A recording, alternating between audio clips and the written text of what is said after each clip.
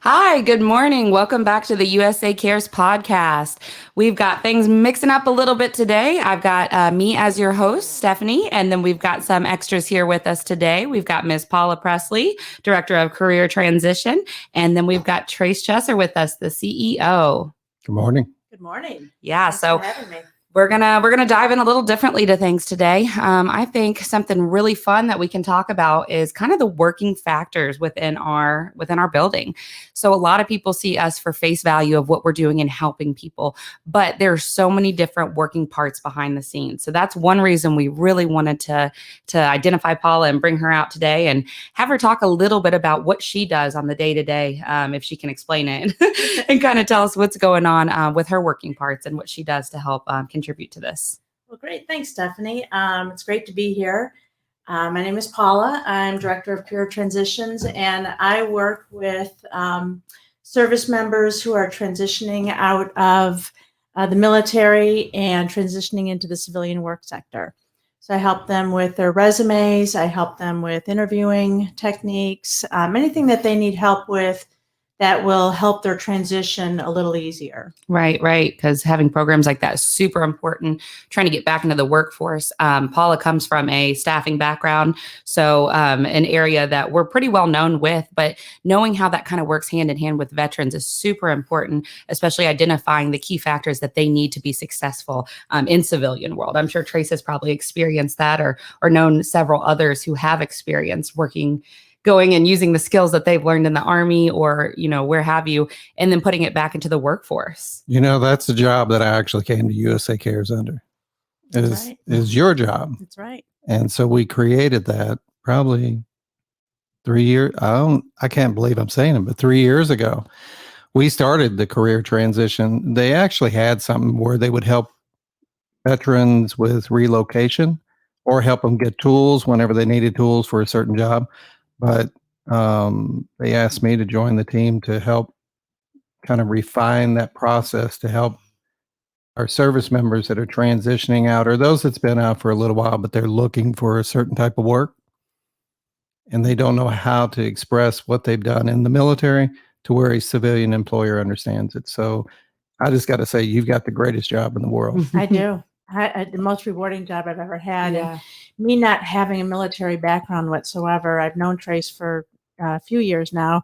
And he, when he proposed the position to me, I was like, I don't have a military background. I can't do this. And he said, that's exactly what I don't want you to have a military background. I don't want you to learn anything. I don't want you to know anything other than helping with the transition and teaching the service members how to articulate how their skill sets can transfer into the civilian sector. Absolutely. I think that's the biggest problem that we have with the military transitioning out is there's too many people that are experts, I'll say, in the military side and then believe they're expert. And there are some, but I think there's a lot that believe they understand it, but they haven't had that hiring experience that you've had as a civilian.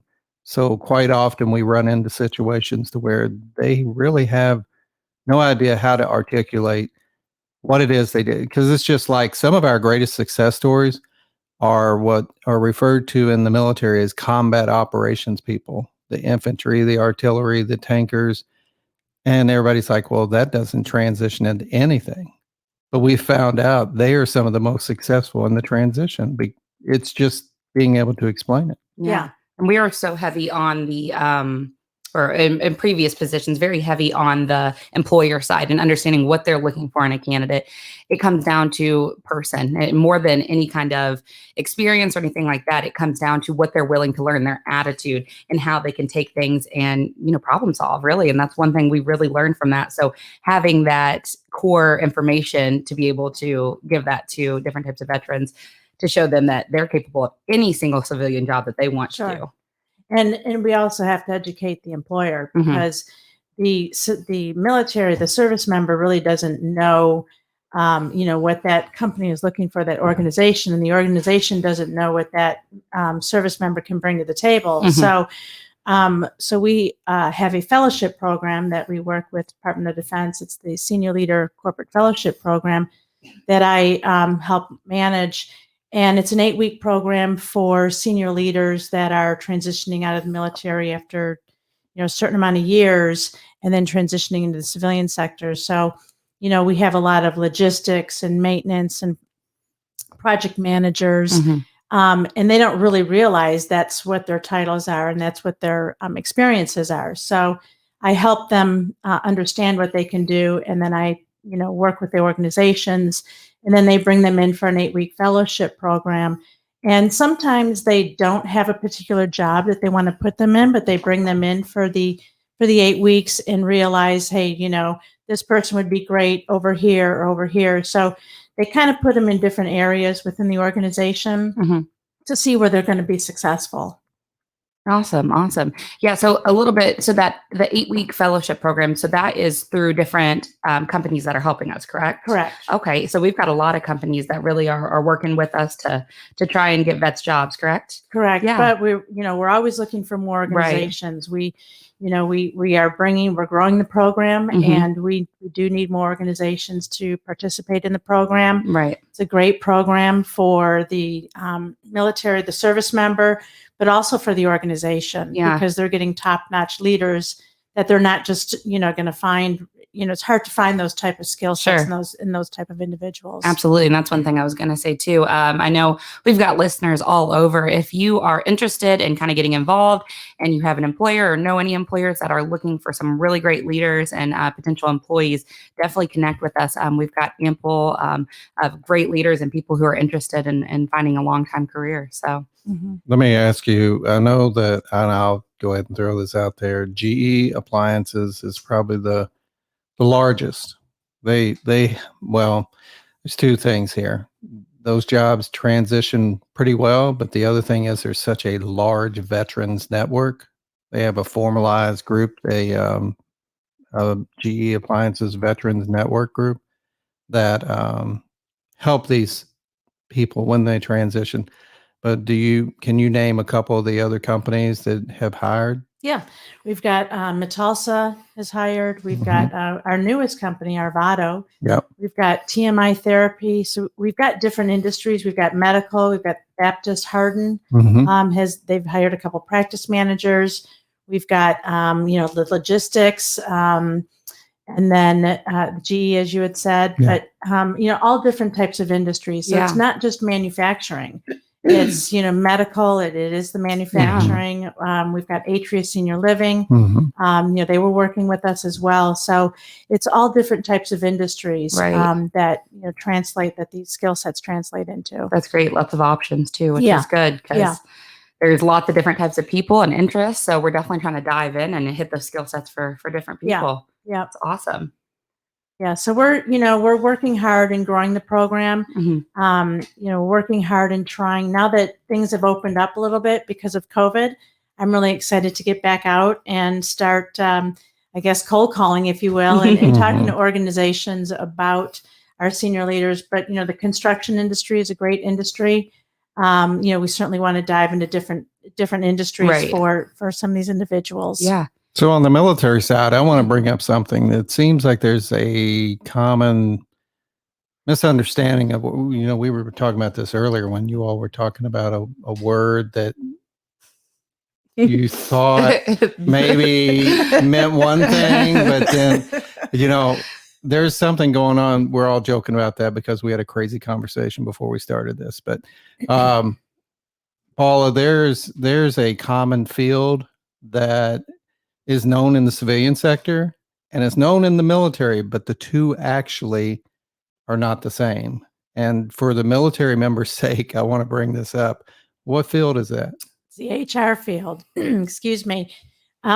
Everybody that has worked in the HR field in the military, think all of a sudden they are masters of HR in the civilian sector.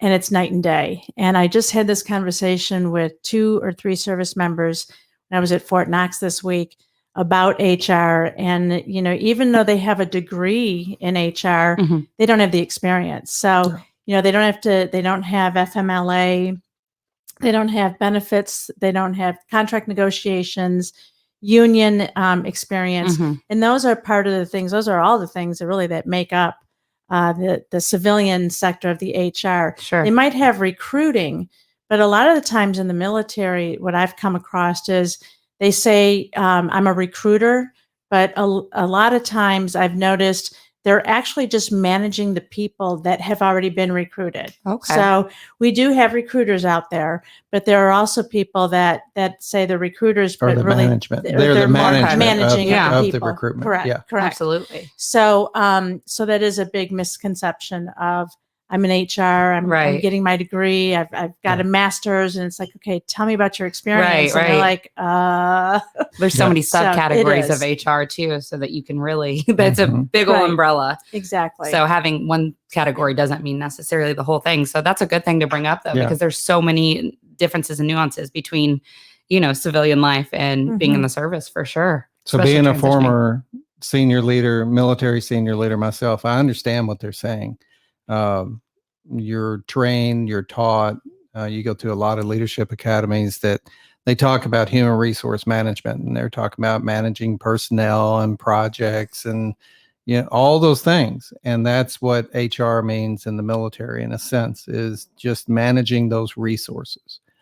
In the civilian sector, what are some of the, basic HR is workers' compensation, Workers' comp, Insurance, FMLA, yeah. student benefits, FMLA, even union contract Yeah. negotiations, yeah, everything. Yeah. Everything that Basic employee services as well, like being Right. able to work with your employees that you've got and make sure Yeah. things are flowing in a good Onboarding. way. Yeah. the whole onboarding process, the I-9, everything that the military they don't have to do any of that. Right. Right. No. It's not part it's of built their, in already Right. into a Right. much larger system. Right. Right. And sometimes a lot of that is actually, some of those things are managed by, they contract it out. hmm So it may be a large government contractor handling it. So Yeah. And the other factor too is payroll. Yeah. So, Yeah. I mean, that's a huge part of HR usually. I mean, Yeah. unless they have a payroll specialist, Right. but they don't have to deal with Right. payroll either in the military. So there are not a lot of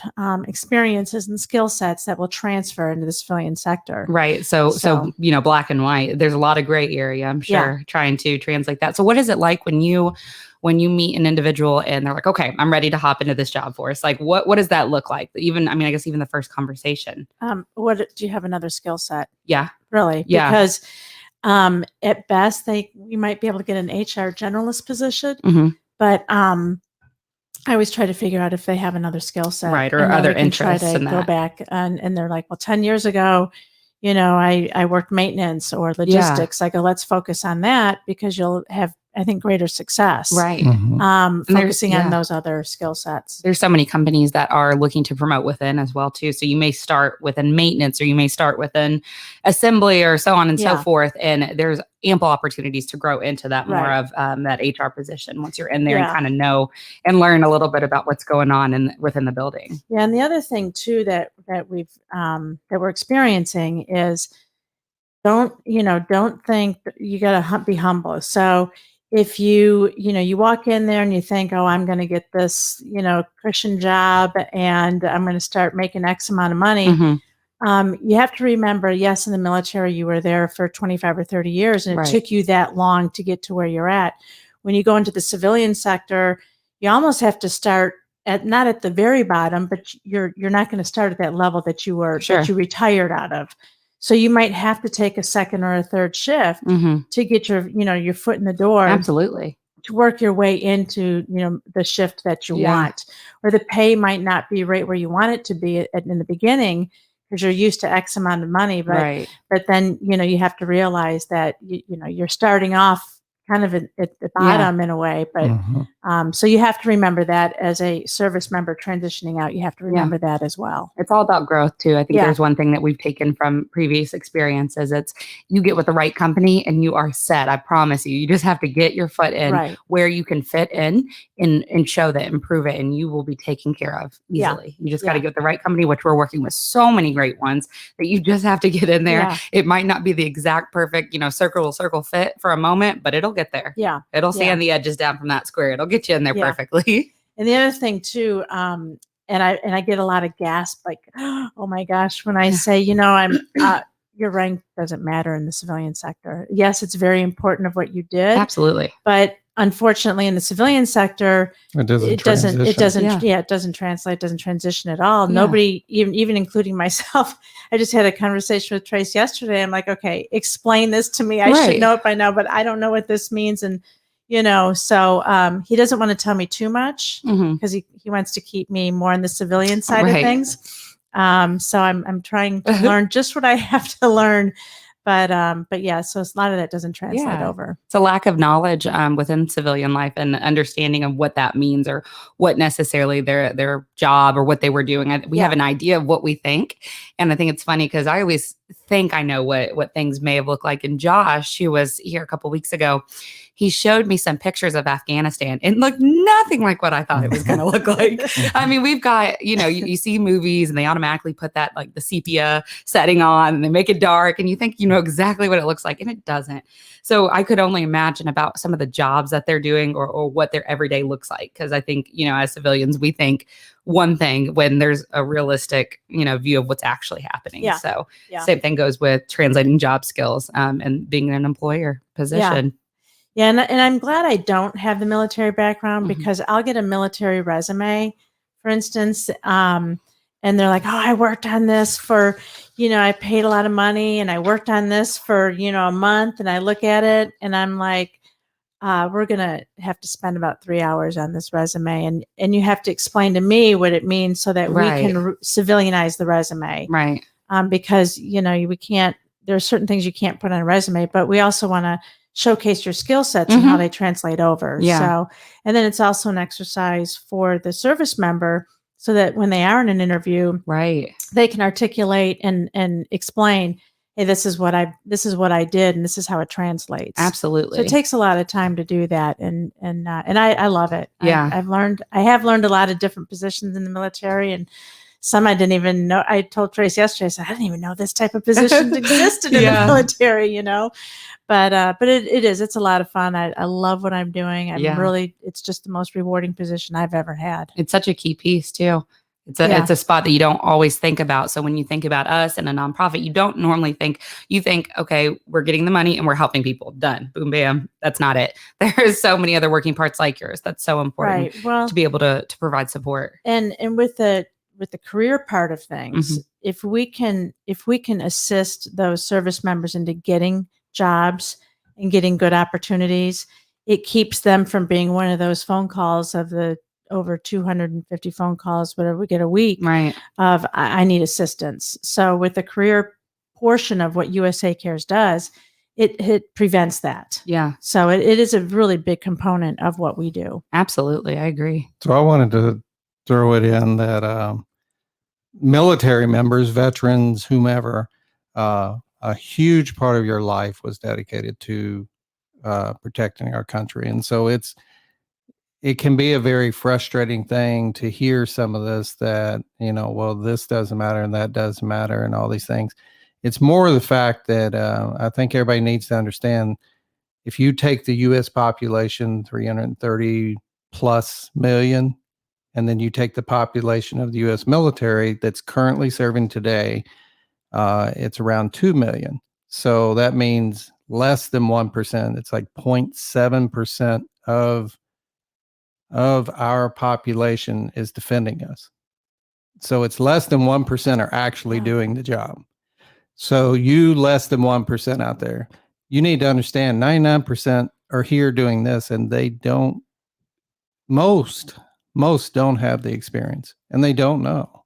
So they can't understand. So when you transition out or you're going through that transition, you have to fit into their culture. Mhm. It's not the other way around. Right. Everyone appreciates what the service members do. Our veterans, everybody loves them. It's not a matter of that. It's an understanding thing, and that you just have to blend in.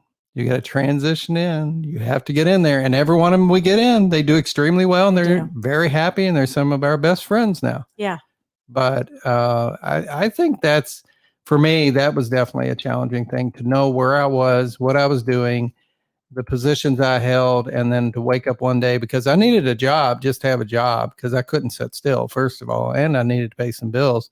And I found myself working for Stanley Steamer, driving in a truck, riding in the passenger seat, looking over at my 21-year-old supervisor with gauges in his ears, which I'm not saying there's anything wrong with that, but you got to think of, I went from a senior leader position in the military to now I'm assisting someone that's just out of high school or just out of college. And it was quite a shock. Mm-hmm. Yeah, I mean, and then you have to reset your whole mindset to, it's like, I actually, at that time, I was thinking, what did I do wrong?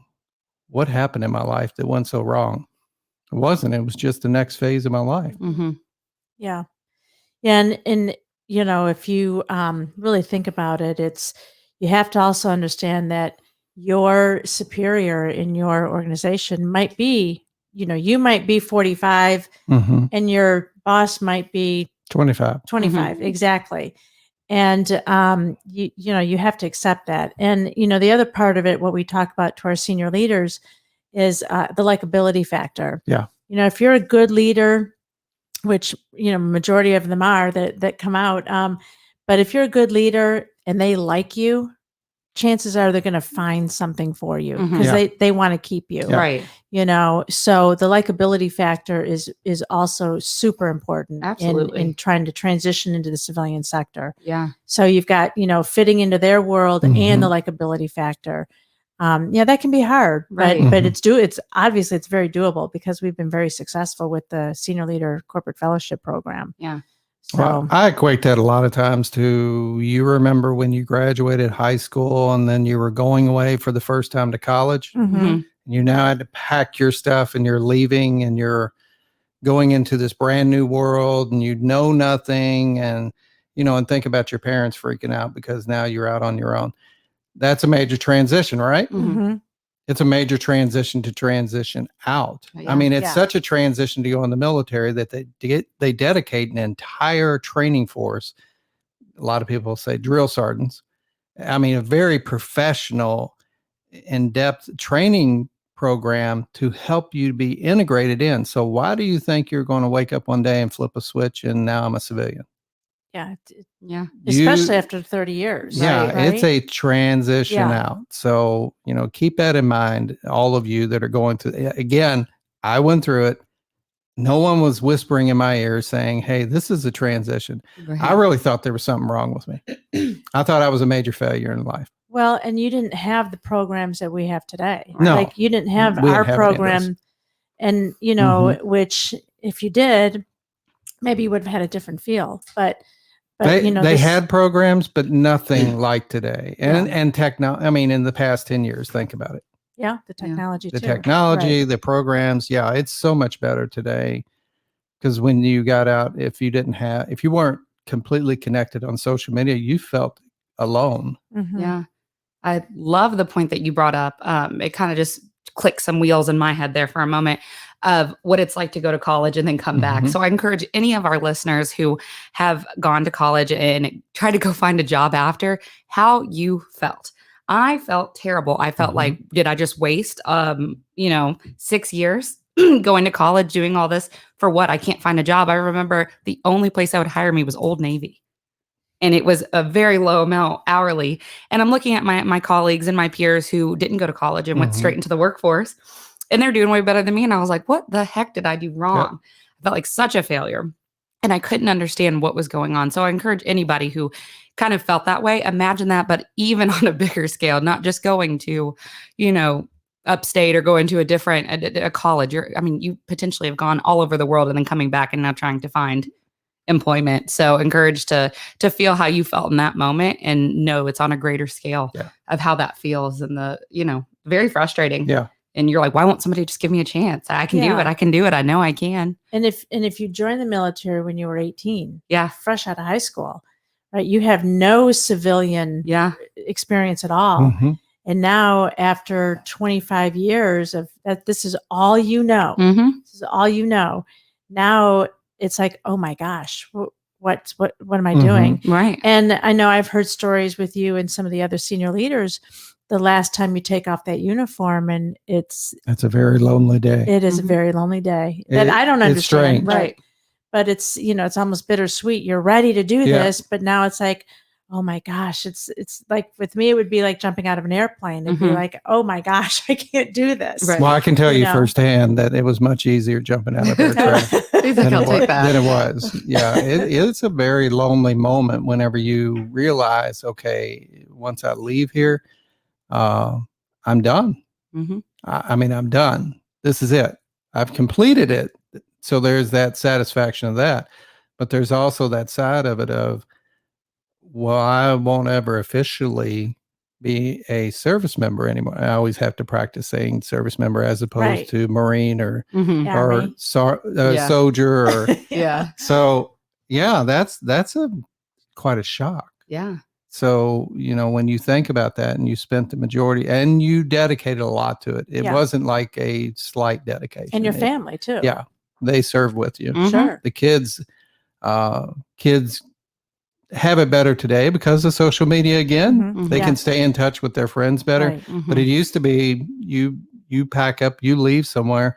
Those kids that have known each other for 2-3 years, they may never see each other again. Right. And so then it's on to the next thing and then on to the next thing. Right. So Right. And that's why, the program that we have with the Senior Leader Corporate Fellowship Program, it's at Fort Knox, and it's within a 50-mile radius of, Fort Knox. mhm. It's a great program for the service members to participate in. Yeah. And, organizations. I mean, just listening to what we're talking about today, you can have one of these leaders, at your organization. We do 4 cohorts a year. Yeah. We're getting ready to start another cohort. It is going to be August 2nd, Yeah. and it's an 8-week program. That'll end on the 24th, and then we've got our last cohort of the year, October 4th to December 3rd. So just know that we have senior leaders that are looking for organizations to bring their skill sets and their leadership to. Mhm. So really, please reach out to me. Mm-hmm. And also, if you're a service member that you're not in our area, but you need help or assistance with your resume, Right. feel free to reach out to me. I will give you as much time as you need to help you with your resume and help you transition. You can reach me at the office at usacares.org. So I do want to help as much as I can. Yeah. Something else to throw out there that it isn't, let me start it off by saying, and I'll do this so that way I'm in trouble for saying it. It isn't officially done yet, but we are in the process of starting a new program that the military, because all these programs are the military's programs. They're not ours. We've been asked to manage them, which I feel very blessed to have been given that opportunity. But what's the newest thing that you're looking at? And this isn't senior leaders. No, we're calling it Transition Leadership Program is what it is. And it's for service members that have not served as long in the military. Not the seniors. So it's not the seniors. So if you're a military, if you know the military terms, it's for E6 and below. Mhm. So you haven't served as long, but you still have those leadership skills, and we still, we want to help you as well. So we're in the process. I'm glad you brought it up. I didn't want to do it, but I'm glad you did. I'll take the blame. Yeah, I'm really excited about Trace this. who said that. Super excited about this program. So this also could encompass some, I mean, we're not going to turn away the others that are senior leaders that want to do this. Correct. And it will probably have captains and lieutenants for those of you in the military that will be in this. But there's one particular skill set that we're looking at right now. The CDLA driver. Yeah. Yep. And can I say who? Yeah. Okay. I didn't know what I could say. So we have a participating company, Mr. P's, in Indiana, and they are part of the program. They are going to train, give them a CDL license and certifications. So we are working with them. They are excited about starting the program. Yeah, it's huge. And as soon as we get the signature from the command, we are ready to start the program to where we can train, they can train, do all the CDL licensing for the that's great. individuals, because we do have a lot of service members that are, I guess, in the military are considered CDLA drivers, but in the civilian sector, Right. it doesn't. They still have to go through a Right. certification. And I'm sure that frustration has got to be huge. Yeah. And as we know, truck drivers we can't find truck drivers now. So so we're really excited to be partnering with Mr. P's in Indiana. Yeah. And they are going to run the program for our CDLA drivers. That's great. Yeah. So, yeah, Mr. P Express is a large transportation. Well, I'd say it's a mid-size, maybe, is what they refer to themselves as. I call them a large trucking company, but transportation company. But they see such a need for drivers that they've invested millions of dollars in a actual CDL training facility. Yeah. With their own trucks. They have a simulator. The simulator is really They have cool. amazing. They have a simulator? Really Yeah, cool. they have That's amazing building. I mean, a massive training parking lot. Wow. They're a great organization, and they've helped USA Cares over the years. Absolutely. Far beyond this. They've been great supporters. Alan Burnell is just a amazing man. He worked with my father years ago, and he remembers that every time he sees me. He brings that up. So, but yeah, I feel really fortunate to work with them because they're going to help a lot of service members. Yeah, they're really passionate about helping service members. Extremely. We had a meeting with them, and they really want to help service members. And this is a great opportunity for the service members because, as the way I understand it, there's no charge for the. Yeah, they're going to go through the training program. Yeah. They go through the military. We manage the program. They go Mr. P Express. They do the actual training and get their CDL, and then they'll put them to work. Yeah, That's exactly. awesome.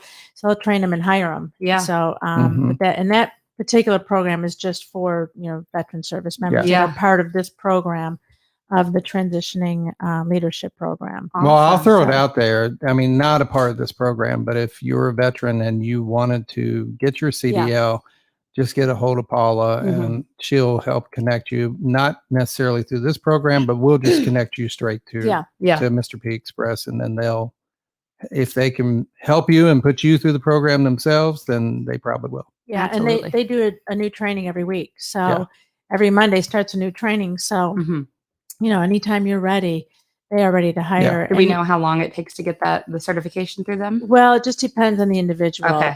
It's at least 8 to 16. No, it's 8 to 12. I can't remember exactly. I know it's 8 weeks. And then there's some of that 8 weeks as a part of a refinement type program to where you're driving on the road with a trainer. Yeah. Oh, that's good. And when you hear like CDL, I'm going to be a truck driver, it doesn't necessarily mean you're going to be over the road where you're driving to California. And so they have different ways of doing it. Yeah, you can be in over the road to where you have a team and you go to California and you're out west. You can do local. It really just depends on what you want to put into it and what's good for your family lifestyle too. So they have so many different options of types of truck drivers and routes. So it's not just, I'm gone for 3 weeks and it's not like that at all. They can structure it however you want to structure it. Right. Which is a good thing to tailor to work-life balance. That's what I was going to ask, because so many, I hear CDL and a lot of people think automatically over the road. And it's a scary thing if that's not the lifestyle that you want. Right. But having that local option too is perfect. So you're able to do both. Or region. But yeah, if you want to be home every night, they've got an option for you. If you want to be away, so just different options, which is really, really important. Yeah. So awesome. So it's a great partnership. Exciting. Yeah, we're really excited about it. So I can't wait to get it started. I know Mr. P's Express, they're very anxious to get it started. Yeah. Too. So I said, they're as soon ready. as we get those signatures, I think I already have 4 or 5 that are ready to start. Oh, that's awesome. It's going to start the program with a bang. It will. It will. Well, we're going to have you come back on because I think we're getting close to time, but but we'll have you come back. Yeah, I would love to. Thank So you. to kind of recap everything, been really happy to have Paula here and kind of talk you. about the whole other sector that we've got going on here. We do have some upcoming events, probably our two biggest ones, if you ask me, but maybe that's because I'm working on both of them. We've got Valhalla coming up. If Paula, you want to talk about Valhalla Sure. for a moment? It's July 19th, Mhm. and for any of you that want to golf at I think probably the best golf course in Kentucky, PGA course. We are having the golf event July 19th. It's Mhm. going to be a shotgun, 9 o'clock shotgun. Reach out to us. You can go on to usacares.org and go to our events page and look at the Valhalla event along with all the other events Yeah. that we have listed. But we certainly have sponsorship opportunities, Yeah. different price ranges of sponsorship opportunities. So if you're interested in that, if you're interested in playing, you can reach out to me and I can give you all the information that you need. They're going fast. So if you have interest, I would highly encourage you to do that soon because it is Yeah. going super, Yeah, super it sells out fast. fast quick. Yeah, so we're trucking along with that one. It's going to be a great event, and I'm hoping for some sunny skies that day. I'm sure it'll be beautiful. Yeah. And then we've got our gala coming up on August 7th, so it's going to be a beautiful event. So much fun. Got to go over to the Marriott the other day. They've been wonderful, and we are going to have a heck of a time. So we'd love to see you all there. And if for some reason you're not able to come, not local, that's totally okay. We're going to have it virtual as well, that you're able to tune in, watch, and see what's going on during the service. And then you'll also be able to bid on a lot of items. So we're super excited to have that as a hybrid this year. So check out these events. If you are interested and you're over throughout the United States, we've got chapters going on. So feel free to pop over to our chapters tab, take a look and see if there's anything close to you. Interested in getting involved, feel free to reach out to us. We are ready to answer this phone. You give us a call, we'll be here. So I just wanted to say thank you all so much for coming on and hanging out with me this morning. And we look forward to the next podcast. Thank you. Awesome.